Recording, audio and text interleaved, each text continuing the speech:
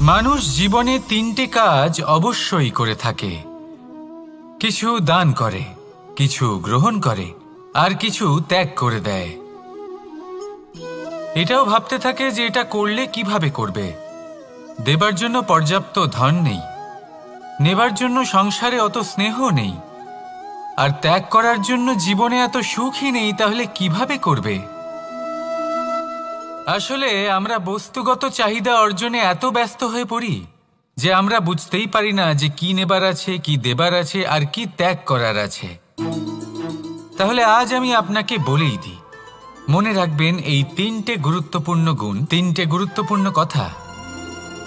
দেবার জন্য আছে দান, নেবার মতো আছে জ্ঞান, আর ত্যাগ করার মতো আছে অহংকার।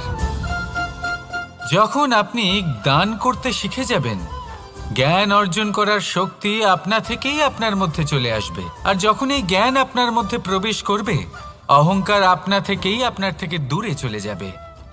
যে ব্যক্তি এই তিনের মধ্যে ভারসাম্য বজায় রাখতে পারে, তার বর্তমান, ভূত, ভবিষ্যৎ, লোক, পরলোক সব কিছু শুধরে যায়। যেই দিন আপনি দান করতে শিখে যাবেন, জ্ঞান আহরণ করতে শিখে যাবেন, অভিমান ত্যাগ করতে শিখে যাবেন, আপনার সর্বশক্তিশালী, সর্বশক্তিমান পরমেশ্বরেরও প্রয়োজন পড়বে না। কারণ তখন ঈশ্বর আপনার মধ্যেই বাস করবেন। তাহলে আসুন আর আমার সাথে ভালোবেসে বলুন, রাধা রাধা।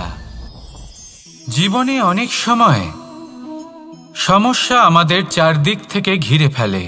এই সমস্যা নানান ধরনের হতে পারে। আর্থিক সমস্যা হতে পারে, পারিবারিক সমস্যা হতে পারে, কোনো সম্পর্ক নিয়ে সমস্যা হতে পারে, কখনো কোনো দৈনিক সমস্যা হতে পারে, কখনো কোনো দ্বন্দ্ব হতে পারে, অনেক সমস্যা হতে পারে। কিন্তু যখনই কোনো সমস্যা আসে, আমাদের মনে তার জন্য একটা উত্তর অবশ্যই থেকে থাকে, যা আমাদের অন্তরে রয়েছে। একে আমরা বলি আত্মা। আত্মা হলো পরমাত্মারই রূপ, আর পরমাত্মা তা কখনোই কিছু অনুচিত চাইবে না, তাই তো? এই আত্মা খুব ভালো করে জানে যে কোনটা উচিত আর কোনটা অনুচিত। যদি আসল বিষয়ের কথা বলি, তাহলে আপনাকে নিজের মনকে বুঝতে হবে। কারণ আত্মা তো পরমাত্মা থেকেই আসে। কিন্তু এই মন মানুষ জন্ম থেকেই প্রাপ্ত করে, যার বিকাশ হয় এই সংসারকে দেখে। যেদিন আপনার এই মন আর আপনার এই আত্মা, এই দুই এক হয়ে যাবে, আত্মসাৎ হয়ে যাবে, সেদিন আপনার জীবনে না কোনো সমস্যা থাকবে, না কোনো ঝঞ্ঝাট থাকবে, না কোনো সংকট থাকবে। কারণ আপনার কাছে সেই সমস্ত সমস্যার, সমস্ত বিপদের সমাধান থাকবে, আর তাও আপনারই অন্তরে। তাহলে আসুন আর আমার সাথে ভালোবেসে বলুন, রাধা রাধা। ভক্তি আর শক্তি, এই দুইয়ের মধ্যে সম্পর্ক অত্যন্ত সরল। মানুষ ভক্তি করেন যাতে তিনি শক্তি লাভ করতে পারেন, আর শক্তি লাভ করার পরে ভক্তিভাব ভুলে যান, আর শক্তির প্রতি আসক্তিতে মত্ত হয়ে যান, আর সেখান থেকেই তার বিনাশ শুরু হয়। কেন? কারণ ভক্তির দ্বারা প্রাপ্ত শক্তি অন্য কারোর হিতের জন্য ব্যবহার করতে হয়, অন্য কারোর মঙ্গল করার জন্য ব্যবহার করতে হয়, কারোর বিনাশের জন্য নয়।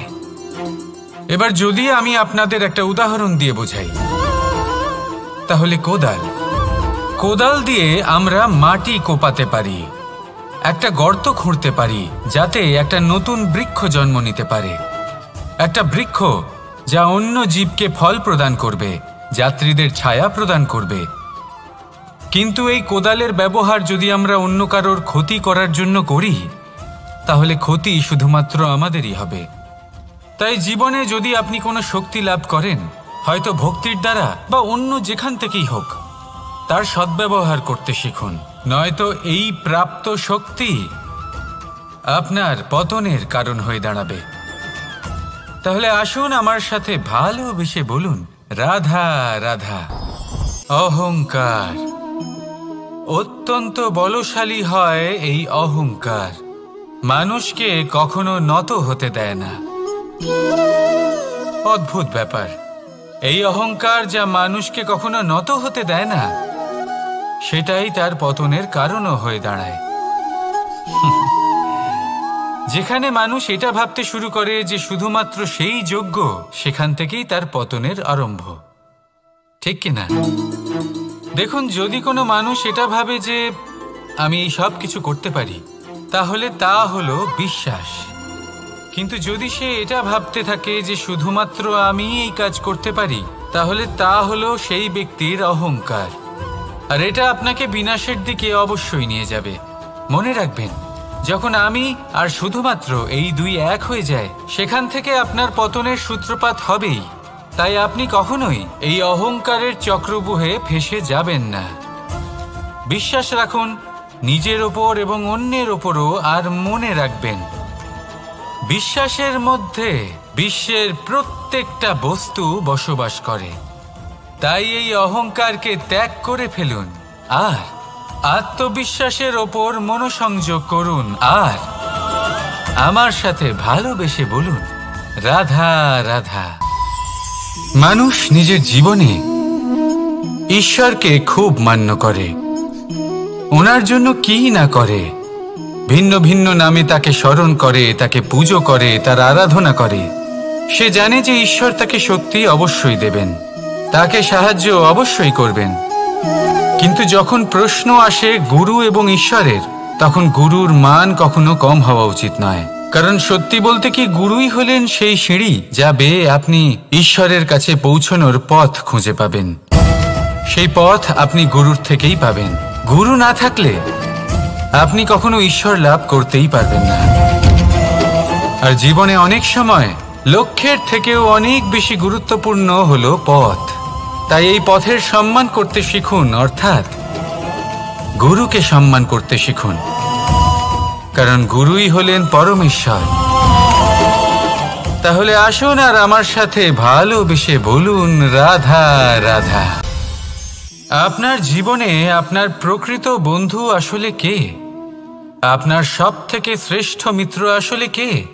তিনি যিনি সময় এলে পরে আপনাকে সাহায্য করেন, নাকি তিনি যিনি সময় এলে পরে আপনাকে অর্থ দেন? দেখুন, আমরা হলাম মানুষ, আমাদের জীবনে লেনদেন চলতেই থাকে। এটা আমাদের জীবনের অভিন্ন অংশ। কিন্তু অনেক সময় এমন হয় যে আমরা তাকেই নিজের প্রকৃত বন্ধু বলে মনে করি, যিনি আমাদের একটা বহুমূল্য উপহার দেন, ঠিক কিনা? এবার আপনার জীবনে সেই বহুমূল্য উপহার কোনটা, ওই অমূল্য মিত্র আসলে কে, সেই সিদ্ধান্ত হলো আপনার। কিন্তু যদি আপনি আমাকে জিজ্ঞেস করেন, তাহলে আমার মতে স্বর্ণ, হিরে, মুক্ত, ধন এগুলো বহুমূল্য নয়। বহুমূল্য হলো সঙ্গ, যখন আপনি একা হয়ে যাবেন।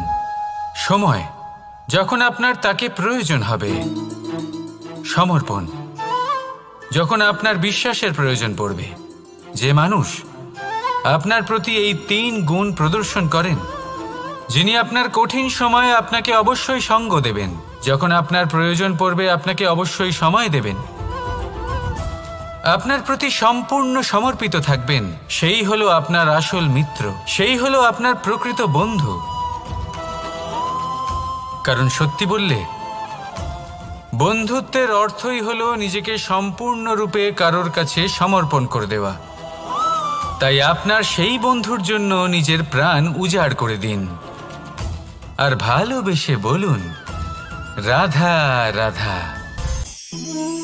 বরদান অত্যন্ত বিচিত্র এক বিষয়, কিন্তু দেখতে গেলে এই বরদান কি না করতে পারে।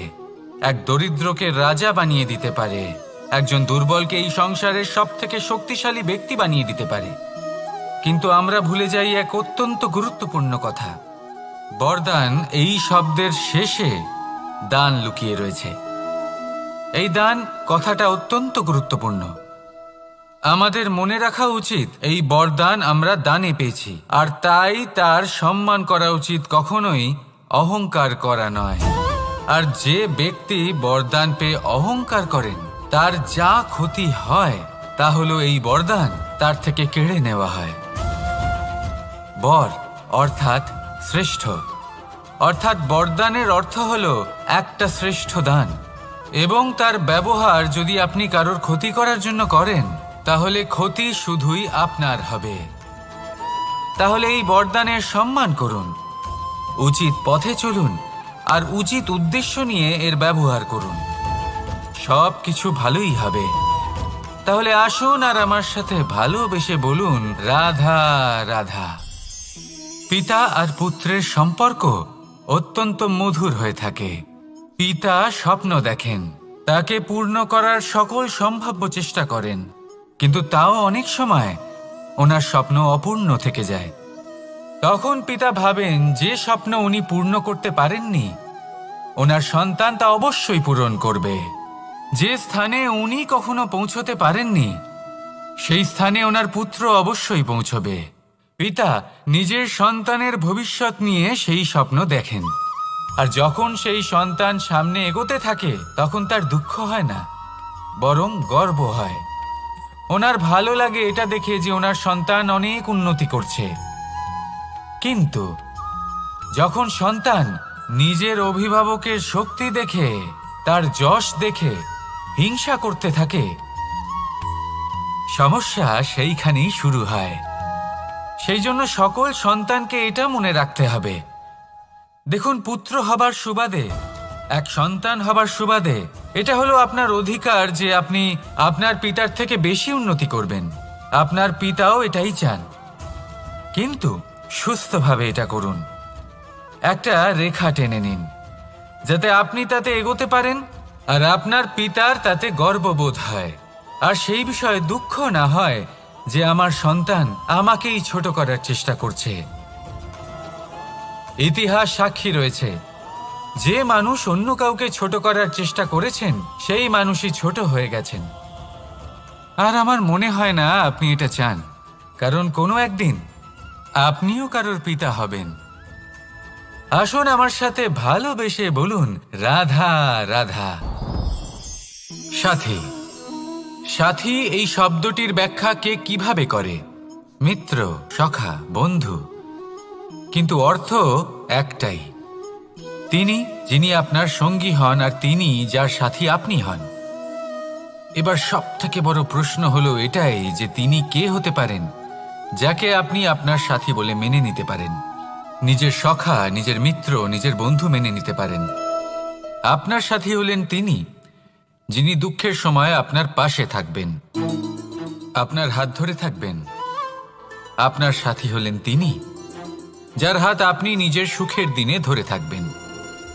সেই সাথীরই হাত ধরুন যিনি দুঃখে সবসময় আপনাকে সাহায্য করার জন্য তৎপর হয়ে থাকেন, আপনার পাশে থাকেন, আর যাকে সুখের দিনে আপনি আপনার সাথে রাখতে পারেন। আর যখন আপনার সাথে আপনার এই সাথী থাকবে তখন আপনি এটা বুঝবেন যে যখন জীবনে দুঃখ আসে তখন এই দুঃখ কমে যায়, সবার মধ্যে ভাগ হয়ে যায়। আর যদি তখন সুখ আসে তাহলে সেটা সবার উপস্থিতিতে আরো বেড়ে যায়। এটাই হলো প্রেম, এটাই হলো ভালোবাসা, এটাই হলো সঙ্গ, যেমন সম্পর্ক আমার আর রাধার মাঝে। তাহলে আসুন আর আমার সাথে ভালোবেসে বলুন, রাধা রাধা। আমাদের মনে যখন কোনো প্রশ্ন ওঠে, কোনো দ্বন্দ্ব জাগে, তখন আমরা যাই আমাদের গুরুর কাছে, আমাদের আরাধ্যের কাছে গিয়ে জিজ্ঞেস করি। এইভাবেই একদিন আমি পৌঁছলাম আমার আরাধ্যের কাছে, আমার মহাদেবের কাছে, আর ওনাকে প্রশ্ন করলাম যে মহাদেব, জীবনে আনন্দ পাওয়ার, উৎসব পালনের, প্রেম ভাগ করে নেবার, জীবনকে উপভোগ করে নেওয়ার সর্বশ্রেষ্ঠ সময় কোনটা? মহাদেব হাসলেন আর উনি বললেন, জীবনে উৎসব পালনের সবথেকে শ্রেষ্ঠ দিন হল মৃত্যুর ঠিক আগের দিনটা। প্রেম ভাগ করে নেওয়ার সবথেকে শ্রেষ্ঠ মুহূর্ত হল মৃত্যুর ঠিক আগের মুহূর্ত। জীবনকে উপভোগ করে নেওয়ার সর্বশ্রেষ্ঠ প্রহর হল মৃত্যুর এক প্রহর পূর্বে। তখন আমি চমকে গেলাম। আমি বললাম, কিন্তু মহাদেব, মৃত্যু তো অনিশ্চিত, আমরা জানিও না কবে আমাদের মৃত্যু হবে। মহাদেব আবার হাসলেন উনি বললেন যে যদি আমরা এভাবে জীবন কাটাই যে আমরা জীবনের প্রত্যেক দিন, প্রত্যেক মুহূর্ত, প্রত্যেক প্রহর শেষ বলে মনে করি, তাহলে আমাদের সমস্ত জীবন আনন্দের সাথেই অতিবাহিত হবে। কি বলেন? তাহলে আপনিও এই কথা মনে রাখুন আর আমার সাথে ভালোবেসে বলুন, রাধা রাধা। জীবনে অগ্রসর হওয়ার জন্য আমাদের কাকে প্রয়োজন হয়? মাতা পিতা, বন্ধু, প্রেম, সাহায্য, অর্থ, পরিশ্রম, আশা। ভিন্ন ভিন্ন মানুষ ভিন্ন ভিন্ন বিকল্প চয়ন করে। যদি আমি আপনাকে বলি তাহলে জয় আর পরাজয়ের মন্ত্র দুটো শব্দের উপর নির্ভর করে, মেনে নেওয়া আর দৃঢ় হওয়া। যদি মেনে নেন তাহলে হেরে যাবেন, যদি দৃঢ় হন তাহলে নিশ্চিত রূপে জয়ী হবেন। যদি কখনো আপনি ক্লান্ত হয়ে ওঠেন, আপনি দুঃখী হন, পুরোপুরি ভেঙে পড়েছেন, তখন মেনে নেবেন না যে আপনি ভেঙে পড়েছেন, নয়তো হেরে যাবেন। তখন উল্টে স্থির করবেন যে যাই হয়ে যাক না কেন আমি জয়ী হবই। আর আপনি দেখবেন যে জয় নিশ্চিত রূপে আপনার কাছেই আসবে। তাহলে এই কথা মনে রাখবেন আর আমার সাথে ভালোবেসে বলবেন, রাধা রাধা। সময়, জীবন, কাল। দেখতে গেলে এই তিনটি শব্দ একটি শব্দেরই সমার্থক শব্দ মনে হয়, কিন্তু এই শব্দগুলির অর্থ কি সমান? কখনোই নয়। হ্যাঁ, এই সময় চলতে থাকে, জীবন চলতে থাকে, কালচক্র চলতে থাকে। এই সময় কেটে যায়, কিন্তু এই জীবন একে যাপন করতে হয়। কি বলেন? এই জীবনে কিছু করুন বা কিছু না করুন, জীবন এমনি কেটে যাবে, আপনি জানতেও পারবেন না। কিন্তু সেটা আমাদের উদ্দেশ্য নয়, একে যাপন করতে হবে। এই জীবনে প্রেরণা পেতে শিখুন, প্রেরণা দিতে শিখুন, আহ্বান গ্রহণ করতে শিখুন, আহ্বান জানাতে শিখুন, মহান কাজ করতে শিখুন, ধন্যাত্মক বোধ জাগিয়ে তুলুন। জীবন অতিবাহিত করার অর্থ কি তা আপনি শিখে যাবেন। কারণ সময় কেটে যায়, সমস্ত যুগ কেটে যায়, কিন্তু জীবনের রীতি জীবন কাটিয়ে দেওয়া নয়, জীবন যাপন করা। এই জীবন সম্পূর্ণরূপে অনুভব করতে হবে, নতুন পথ বানাতে হবে।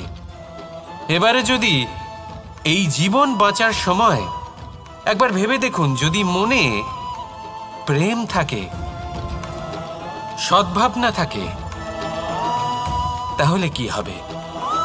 এই জীবনকে বাঁচার অনুভূতিটাই অন্যরকম হয়ে যাবে, একটা আনন্দময় অনুভূতি লাভ করবেন।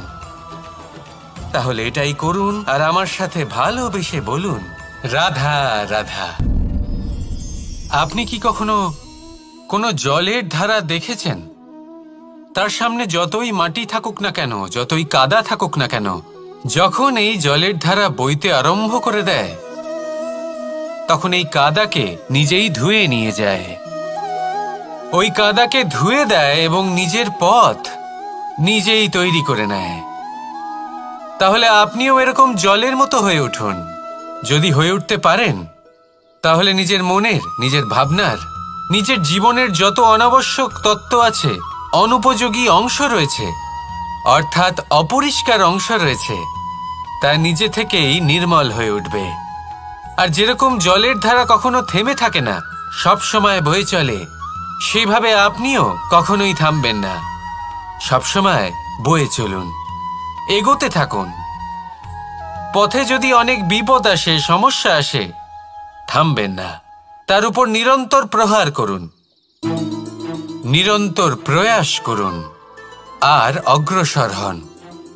আপনি ভেবে দেখুন, এই জলের ধারা কখনো থেমে থাকে না, সবসময় বয়ে চলে, বিপদের সম্মুখীন হয়ে তাকে সাথে বয়ে নিয়ে চলে।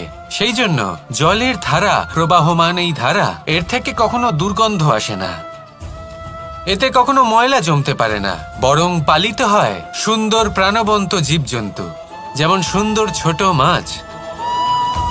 তাই আপনিও এটাই করুন, কখনো থামবেন না, শুধু চলতে থাকুন, জলের ধারার মতো বইতে থাকুন, আপনি আপনার লক্ষ্য অবশ্যই খুঁজে পাবেন, আর তার সাথে নিজের অন্তরের যে মালিন্য রয়েছে তা আপনি নিজেই নিজের থেকে দূরে করে দেবেন। তাহলে আসুন আর আমার সাথে ভালোবেসে বলুন, রাধা রাধা। এবার অনেক সময় মানুষের মনে এরকম প্রশ্ন আসে যে এই সংসারে সবথেকে বড় বিপদ কি? কেউ বলে ধর্ম সংকট, আবার কেউ বলে প্রাণের উপর আসা সংকট। প্রত্যেক মানুষের জীবনে বিভিন্ন সংকট আসে, আর এই সমস্ত সংকট অত্যন্ত বিচিত্র হতে পারে। এই সমস্ত সংসার হলো সংকট দ্বারা পরিপূর্ণ। ঠিক আছে, আপনাকে একটা উদাহরণ দিই। একজন ধনী ব্যক্তি, এবার ওনার জীবনে সংকট কি হতে পারে? সংকট এটাই যে কেউ তার সম্পত্তি চুরি না করে নেয়, আমরা বুঝতে পারছি। এবার একজন চোর, তার জীবনে সংকট কি হতে পারে?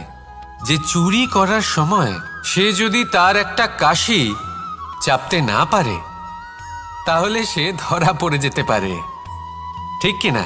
আবার অনেক সময় এমনও হয় যে যার জন্য আমি সংকট সেও আমার কাছে সংকট। যেমন এই পরিস্থিতিতে দেখুন, সংকট হলো সংকট, এ তো জীবনে থাকবে, কিন্তু এর সম্মুখীন কিভাবে হওয়া যায়? খুব সরল। সব এটার ওপর নির্ভর করে, মনের ওপর। এই মনকে নিয়ন্ত্রণ করলে সব ঠিক থাকবে। এবার যদি ধনী ব্যক্তি মনকে নিয়ন্ত্রণ করে ফেলেন, নিজের অর্থের ব্যবহার শুভ কাজের জন্য, সমাজের সেবার জন্য বিকাশ করতে করেন, ওই অর্থকে একত্রিত করে না রাখেন, তাহলে চুরির সমস্যা, এই সংকট সেখানেই কেটে যাবে। এবার যদি কথা বলি সেই চোরের, তাহলে চোর যদি নিজের মনকে সংযত করে নেয়, যদি নিজের কর্মকে নিয়ন্ত্রণ করতে পারে, তাহলে এমন কোনো স্বর নেই যা ওকে ধরা পড়তে বাধ্য করবে। সেই জন্য জীবনে সংকট যতই আসুক, যত বড়ই সংকট আসুক না কেন, কবচ হলো একটাই, আর এই কবচের নাম হলো আত্মনিয়ন্ত্রণ। নিজের মনকে নিয়ন্ত্রণে রাখতে শিখুন। এটা নিজের জীবনে প্রয়োগ করে তো দেখুন। যদি আপনি করতে পারেন তবে আপনি দেখবেন যে সংকট তো জীবনে আসা যাওয়া করে, কিন্তু সেই সংকটগুলির সম্মুখীন আপনি এইভাবে করতে পারবেন। তাহলে সেটাই করুন, আর আমার সাথে ভালোবেসে বলুন, রাধা রাধা। এই দড়িটা দেখুন, ছোট ছোট রেশম দ্বারা তৈরি, এটা সরু সুতো দ্বারা তৈরি হয়েছে এটা, আর এ অত্যন্ত কোমলও বটে। আর আপনি চাইলে এটা সোজাও করে দিতে পারেন, আর চাইলে এটা বেঁকিয়েও দিতে পারেন, আর যদি চান তাহলে এটা গোল গোল করে বেঁধে কোথাও রেখেও দিতে পারেন। এবার এই কোমল দড়ি যদি কোনো নিষ্ঠুর কঠিন পাথরে বারংবার জড়িয়ে দেওয়া হয়, তাহলেও তাকেও কাটতে পারে, নিজের ছাপ ছেড়ে যেতে পারে, সেটার আকারও বদলে ফেলতে পারে। এবার এর কারণ কি? এর কারণ হলো অভ্যাস আর নিরন্তর প্রচেষ্টা। যদি আপনিও চেষ্টা করেন আর নিরন্তর কর্ম করে যান, তাহলে আপনার প্রারব্ধ পাথরের মতো কঠিনই হোক না কেন, তাতে ভাঙন ধরিয়েও আপনি নিজের লক্ষ্যে অবশ্যই পৌঁছতে পারবেন। একটা গুরুত্বপূর্ণ কথা মনে রাখবেন, সুকর্মের অভ্যাস আর নিরন্তর প্রয়াস, এই হলো সাফল্যের মন্ত্র। তাহলে জীবনে এই মন্ত্র আনুন, আর আমার সাথে ভালোবেসে বলুন, রাধা রাধা। বসন্ত ঋতু, এই সময় মন আনন্দে ভরে থাকে। এমন মনে হয় যেন আমরা আকাশে বিচরণ করতে চলে যাই, কিন্তু সেটা তো সম্ভব নয়। সেই জন্য হয়তো আমরা ঘুড়ি ওড়াই, এই ঘুড়িকে নিজেদের প্রতিরূপ মনে করে। এবার অনেক মানুষ আছেন যারা ঘুড়ি ওড়ান, কিন্তু এই কর্মের সারমর্ম কি সেটা কজন বুঝতে পারেন? আপনি এটা মনে করুন যে আপনি হলেন সেই ঘুড়ি, আর এই সুতো যিনি ধরে রয়েছেন তিনি হলেন পরমাত্মা। আর এই সুতো যেখান থেকে শুরু হয় সেই লাটাই হলো আমাদের কর্মচক্র। এবার আপনি নিজেই অনুমান করুন যে এই উড়ান কার ওপর নির্ভরশীল? পরমাত্মার ওপর আর আপনার কর্মের ওপর। যদি পরমাত্মা আপনার হাত ধরে থাকেন, আপনার সাথে থাকেন, যদি আপনি শুভ কর্ম করতে থাকেন, আপনি এই আকাশে উড়তে থাকবেন। কিন্তু কোথাও কোথাও যদি পরমাত্মার সাথে এই বন্ধন ছিন্ন হয়, আপনার কর্মচক্র খারাপ হয়ে যায় বা থেমে যায়, তাহলে আপনার এই ঘুড়ি কেটে যাবে আর দূরে কোনো গাছের ডালে গিয়ে আটকে যাবে। তাই শুধুমাত্র ঘুড়ি ওড়াবেন না, তার থেকে শিখুন। পরমাত্মার সাহচর্যে থাকুন, সবসময় শুভ কর্ম করতে থাকুন আর সবসময় এই আকাশে উড়তে থাকুন। আসুন আর আমার সাথে ভালোবেসে বলুন, রাধা রাধা। এই সংসারের সব থেকে বড় সুখ কি? কেউ বলবেন নিজের লক্ষ্য প্রাপ্ত করা, কেউ বলবেন ধন উপার্জন করা, কেউ বলবেন নিদ্রাই সব থেকে বড় সুখ, কেউ বলবেন রাজ্য লাভ করা, আবার কেউ বলবেন মাতার হাত থেকে খাবার খাওয়া, আদি ইত্যাদি। কিন্তু যদি সত্যি কথা বলি, এই সংসারের সব থেকে বড় সুখ হল সেবা করা। কখনো কাউকে সেবা করে দেখুন। এই সেবা দ্বারা অন্য কোনো মানুষের আশীর্বাদ লাভ করাতেই সুখ রয়েছে। আপনার সেবা ভাব দ্বারা যখন কোনো মানুষ নিজের অন্তরাত্মা থেকে আপনাকে আশীর্বাদ করে, তার থেকে বড় সুখ আর কিছুই নেই। কারণ প্রত্যেক মানুষের মধ্যে ঈশ্বর বাস করেন।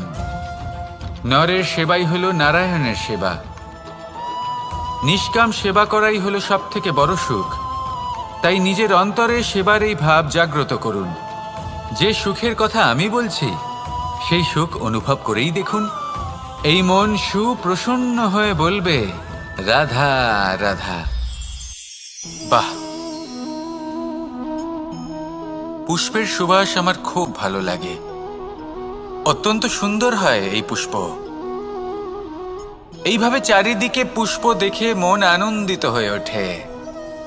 এবার আপনারা ভেবে দেখুন, আমার চারিদিকে পুষ্প নয়, আগুন আছে। তাহলে কি হবে? আমার শরীর কি জ্বলে যাবে না? অবশ্যই জ্বলবে। শরীরকে কি আগুনের তাপ সহ্য করতে হবে না? অবশ্যই সহ্য করতে হবে। এটাই হলো প্রকৃতির নিয়ম।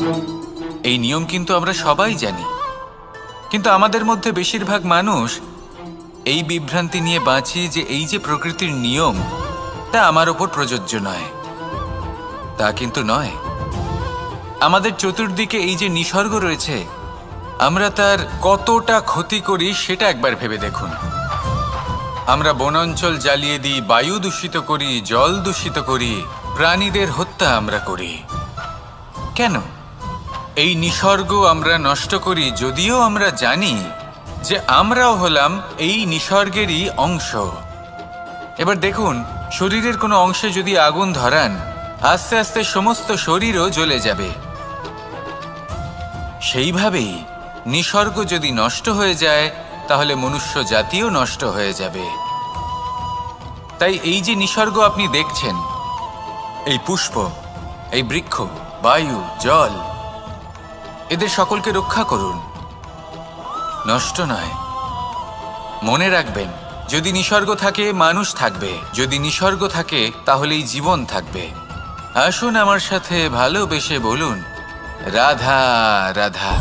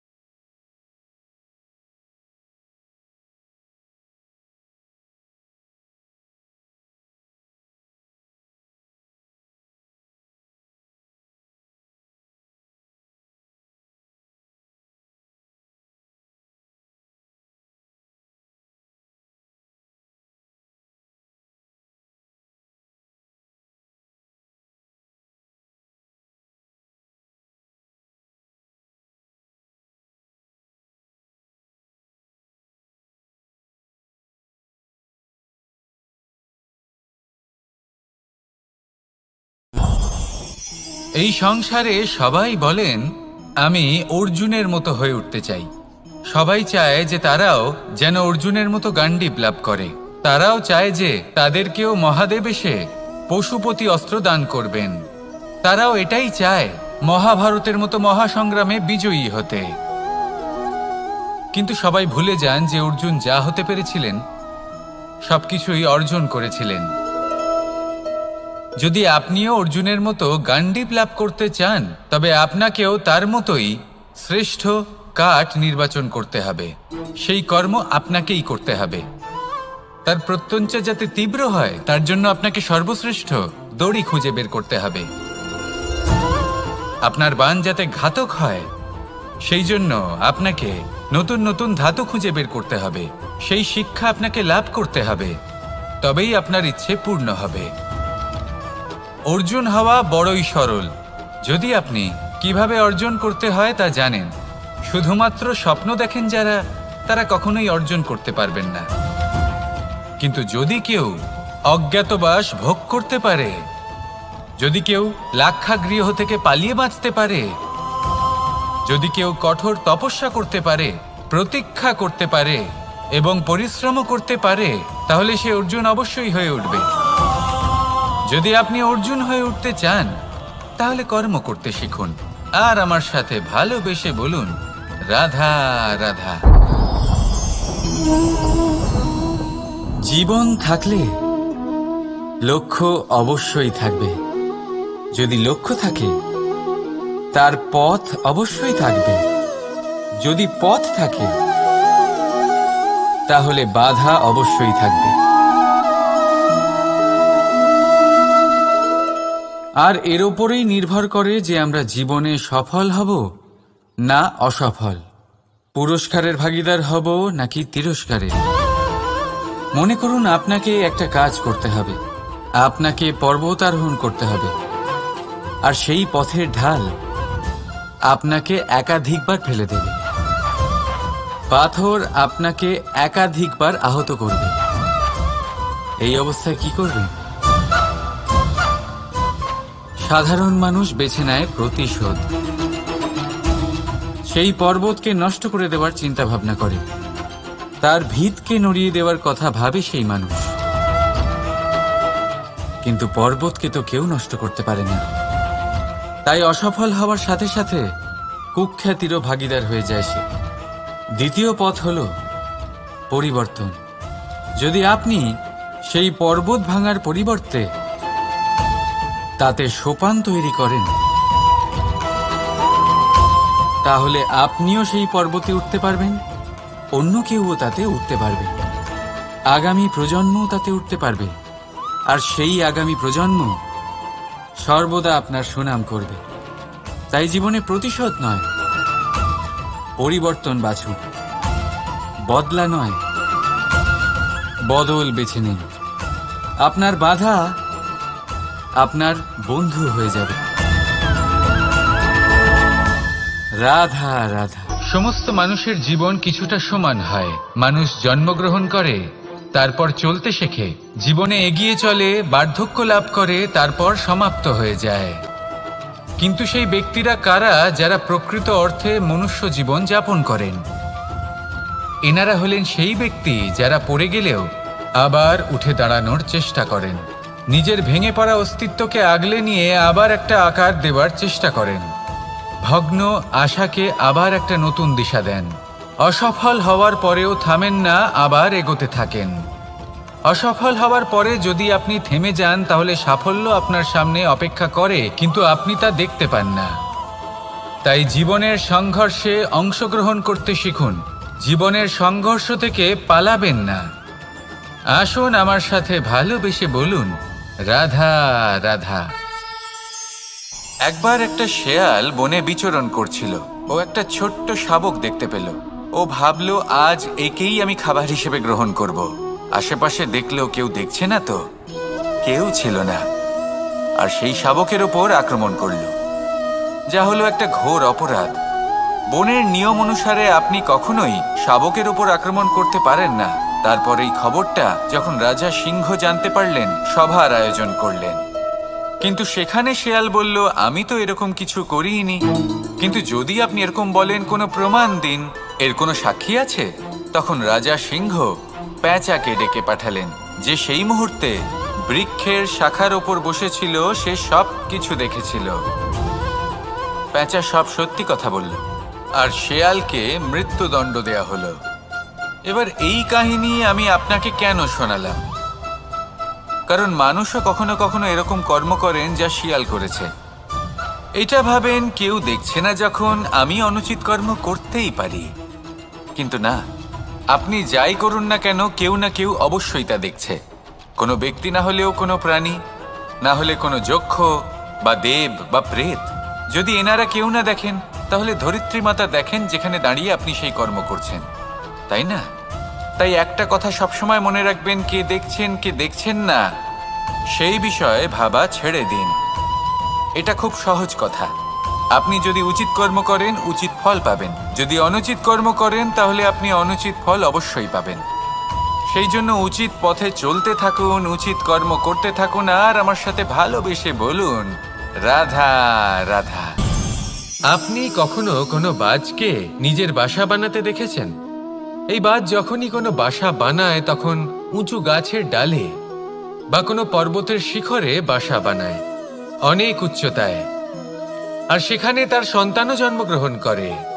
যখন এই সন্তানেরা জন্মায়, তখন এই বাজ খুবই ভালোবেসে এবং খুব সাবধানে এদের পালন পোষণ করে।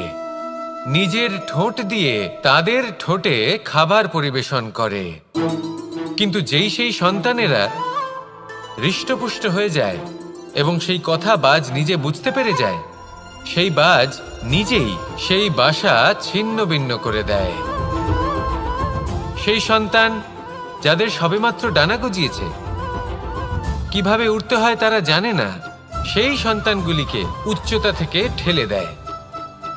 সেই সন্তান প্রথমে ভয়ভীত হয়ে যায়। তারা সামনে মৃত্যুকে দেখতে পেয়ে ভয়ের কারণে তাদের ডানা ঝাপটাতে থাকে। আর সেই প্রক্রিয়াতেই সেই সন্তানগুলি উড়তে শুরু করে দেয়। এবার এই ঘটনায় আমরা কি শিক্ষা পেতে পারি? এটাই, যদি আপনি মাতা পিতা হন, তাহলে নিজের সন্তানকে অবশ্যই স্নেহ করুন, কিন্তু তাদেরকে নিজের আঁচলের তলায় বেঁধে রাখবেন না।